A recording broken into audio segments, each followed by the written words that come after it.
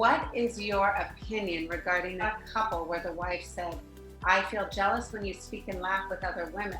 There are no affairs. This couple is close. Husband wants to protect her, so he's basically not talking or laughing with other women. Oh, That, because he doesn't want her to suffer.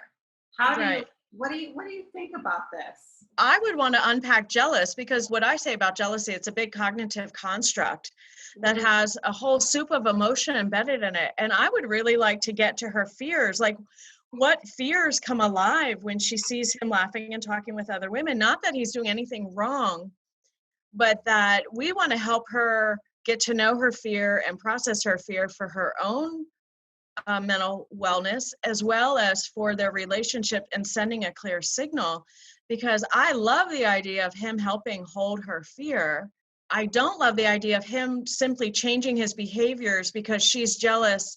Because what if one of those people is his mom or his sister or his child, for instance, and then he's in a bind? Right. And so there's people where he could shift his behavior, like it sounds like he's happy to do, because it's no skin off of his back. I'd be happy to protect my wife from feeling jealous.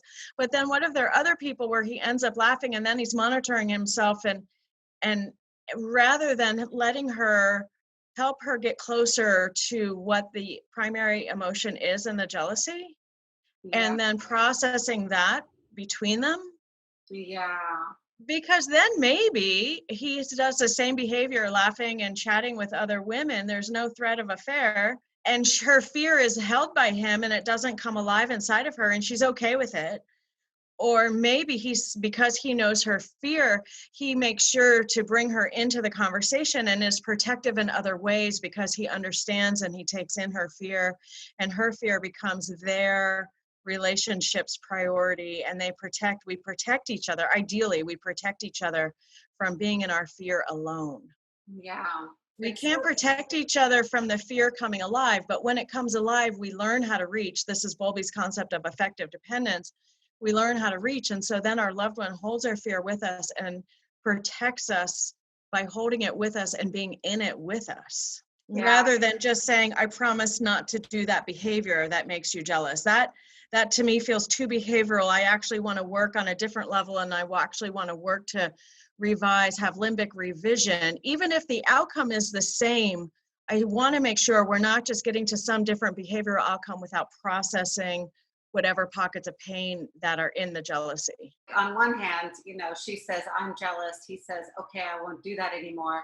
Couple leaves, and therapists could be like, wow, that was a very successful session. And yet something about that doesn't feel right. I mean, that's sort of what I'm picking up. And you're saying jealousy is secondary. You've got to get to the primary fear, linger there, unpack it, have him help her hold it. And that process actually creates more interdependence, so that when a similar situation comes up, they're in it together. And exactly how that unfolds in the real world, like we're not defining or deciding. Right. Like we can't tell someone how to behave, but we can ask them to hold their partner's fear and pain and see how that holding of the other one's fear, how that compels, drives, urge their behavior. That's great. That's great.